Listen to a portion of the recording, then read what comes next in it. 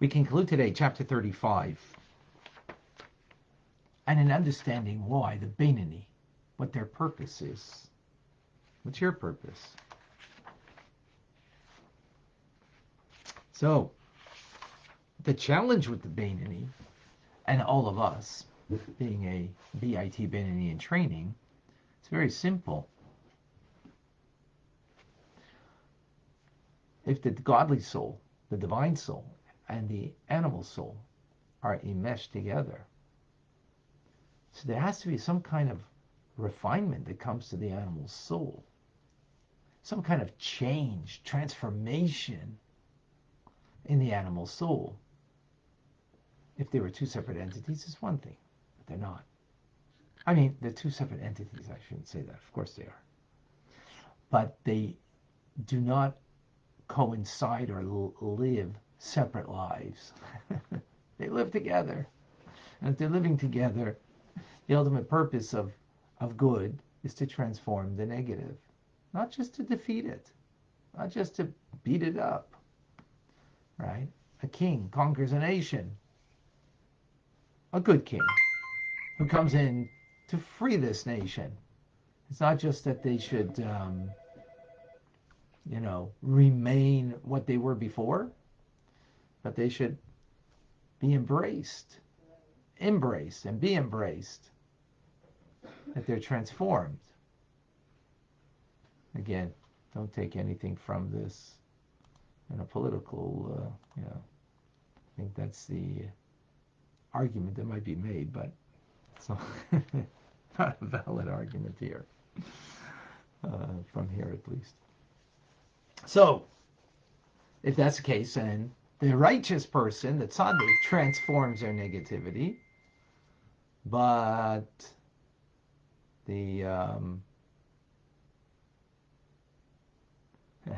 whenever I get flowers or scents, that's the noise. Got it.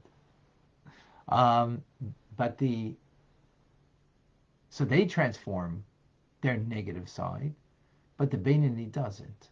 We don't transform it. Okay, so we started yesterday with a beautiful metaphor from the Zohar to give us an understanding, and today we're going to unpack that metaphor to understand it. And that is, a wise person has their eyes in their head, says King Solomon. Well, where else should they be? Asks the Zohar. So meaning your eyes are where your concern is, where your interest lies.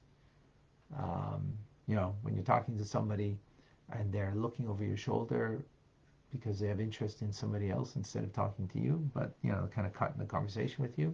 Your eyes are go with where your interest is. So the wise person's interest is on top of their head, that the presence of God, the Shekhinah, should abide there, and therefore make sure that you have lots of oil, fuel, that will be a combustion to create the light that goes through the body, which is the wick, to create the light of God that will encompass you. And what is that fuel? What is that oil? Is good deeds, mitzvahs. And that's the interest of a wise person, to make sure they're always doing a mitzvah in order to create the light of God that will encompass them. That was the Zohar. Now, the light of the Shekhinah. So we understand the presence of God is like the light of the candle, right? Now, the light cannot be just on a wick.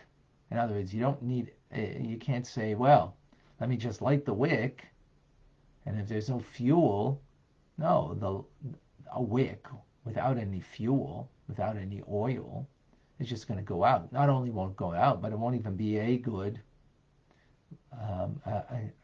light. It's going to create smoke, right?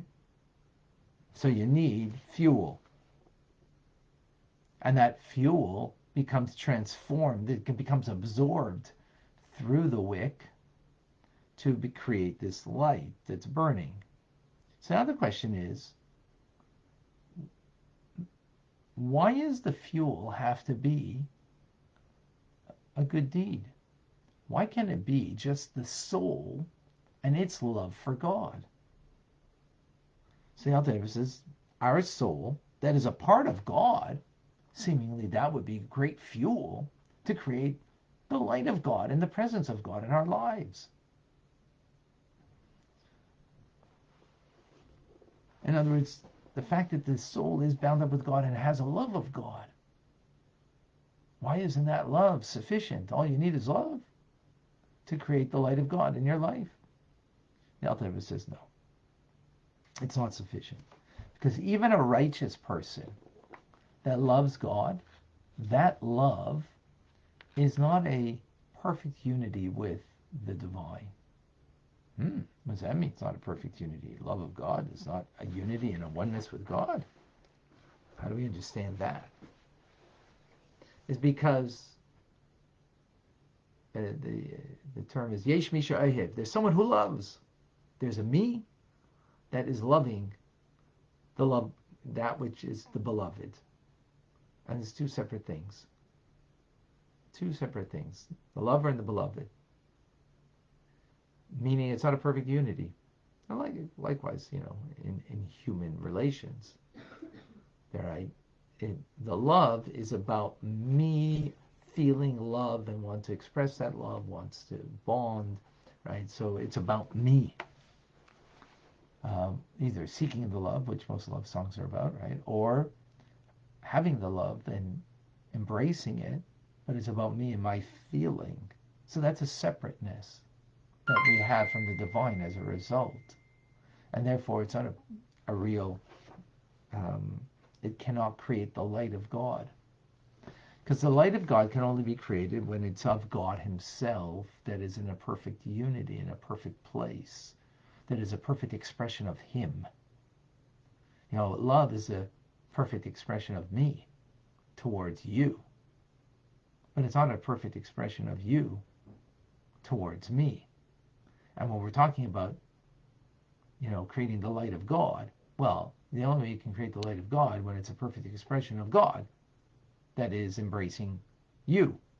So what's a perfect expression of God? What's the perfect unity and oneness of God is found in his mitzvah, in his Torah and mitzvahs, which are, the inner will of God. Right? It's God's will. Now the truth is, God also has a will to create the world. He's creating me and you and this pen and everything else now, at this very moment. However, that creation, the physical creation, right, of this pen is coming through a contraction of the divine light, and hence it becomes the outer will of God that is animating this pen, that it's a means to an end. Outer will means it's a means to an end, not an end in itself. God is creating this. It's his will that brings us into existence, but it is only as an expression of his outer will as a means to an end. It's not what he really wants. It's not really connected with him in an inner dimension. It's not outside of him, this pen, right, that he animates now and makes it be, right?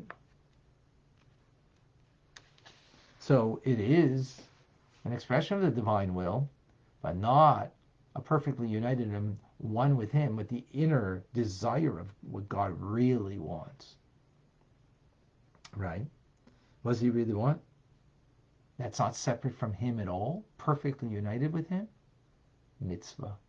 The mitzvah is his will, his wisdom, that is expressing him. So the Shekhinah that rests upon me when I do a mitzvah, right? So, sorry, just to explain this further.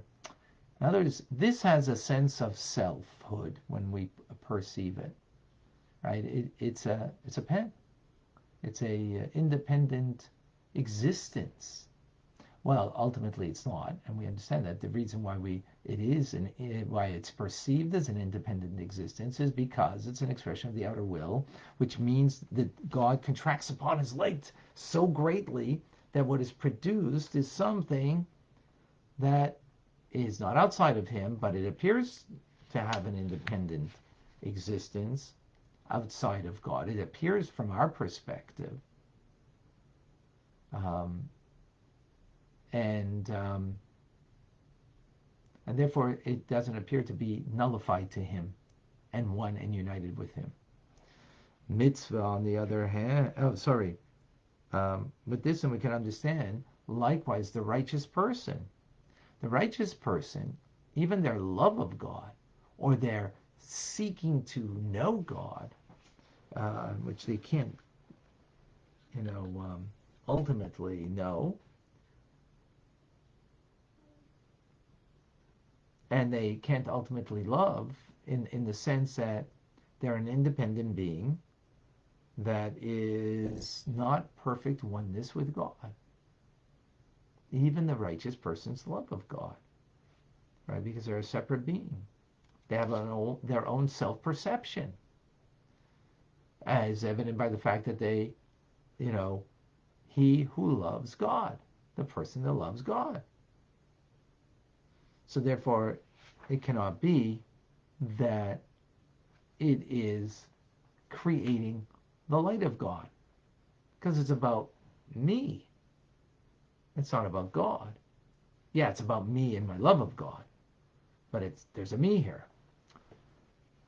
But for the presence of God means it's about him and his presence, his Shekhinah, where it dwells, where it is an expression of his inner will, of his countenance, of his being. And that's in the mitzvah. That's the mitzvah, is an expression of that. And a mitzvah is not like you look at it, oh, there's God. And this mitzvah is, no, it's a mitzvah of God. Right? It's his will. It's of him. His Torah we're learning right now. It's of him. I don't think, well, there's a God and, he once wrote a book. He wrote a book. No. Not he wrote a book and he gave us a book or he gave us some things. No. It's an expression of him. It's his inner will, his inner wisdom. So what does that mean? That means that now we're studying Torah. We're using our thoughts, and I'm using my speech. Right? That means my divine soul, with its two inner garments, which are thought and speech, are now absorbed in the light of God, the Ein Sof, the infinite of God, that I cannot at all access, even through my own desire to love God. And through that mitzvah, that I'm absorbed in the light of God, merges a perfect unity. And the Shekhinah, the divine presence of God, rests upon me and you guys right now in your thoughts, and for me in my speech, because I'm speaking the words of Tanya. However, in order to draw down and illuminate the Shekhinah, the divine presence of God, that it's bound up in one with God, that mitzvah, that through this will bring the presence of God upon me, that when I study Torah, it's only in my thoughts and speech, the faculties of the godly soul.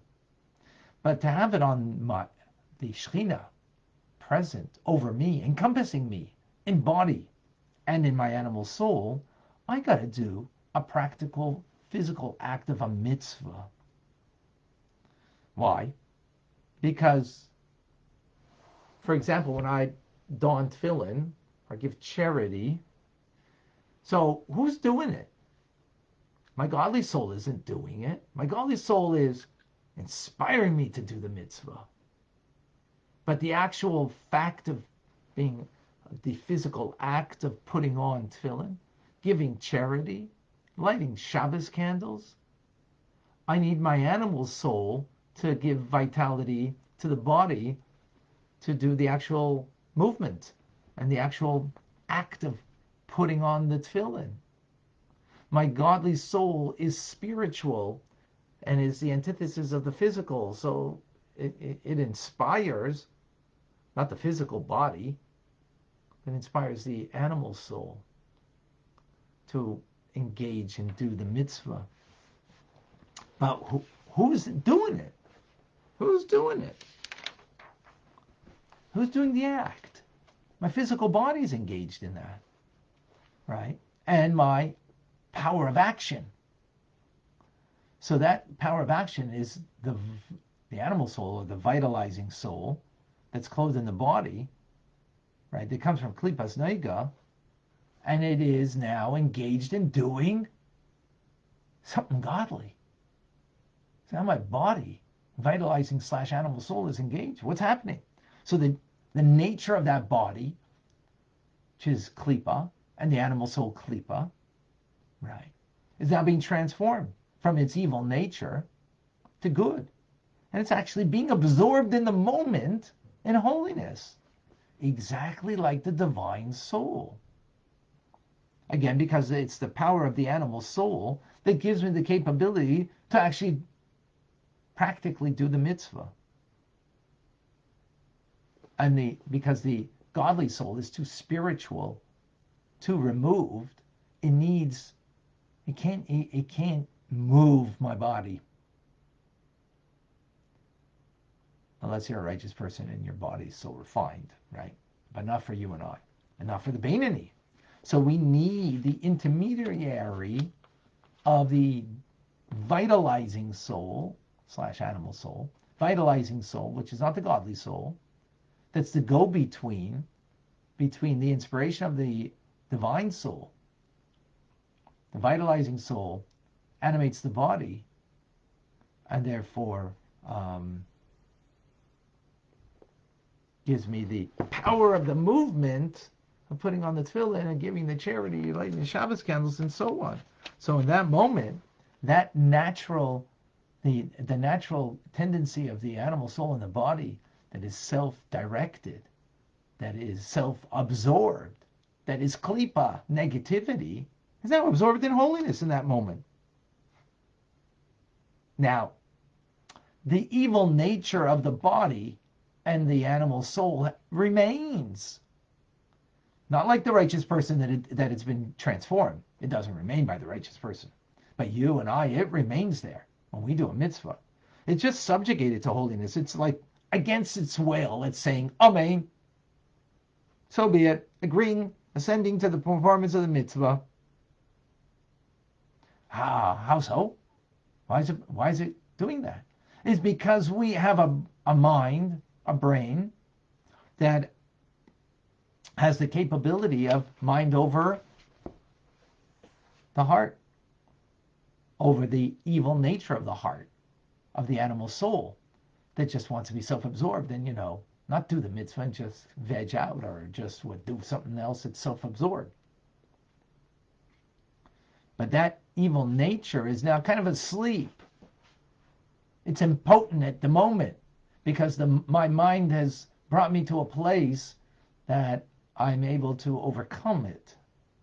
And it doesn't prevent, even though that nature is still there. I haven't transformed the nature of it. But in this moment, it's agreeing. It's engaged in doing the mitzvah against its will. It's sort of saying Amen, or, it's kind of dormant.